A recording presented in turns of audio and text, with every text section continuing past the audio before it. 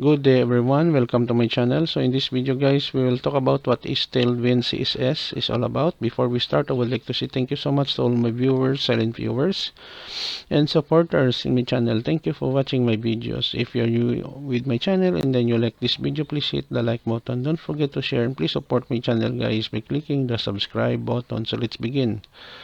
What is Tailwind CSS? Tailwind CSS is a utility-first CSS framework that provides a set of pre-designed utility classes to build responsive and modern user interfaces directly in your HTML.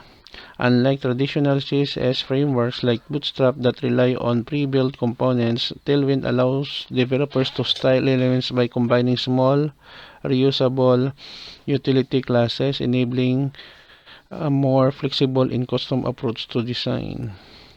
Okay guys, so this is the end of my presentation on what is Tailwind CSS is all about. A very popular CSS framework that is utilized in making very attractive website nowadays. Thank you for watching. Don't forget to like, share, and please support my channel guys by clicking the subscribe button. See you in the next video tutorial guys. This is your friend Jake saying bye bye for now.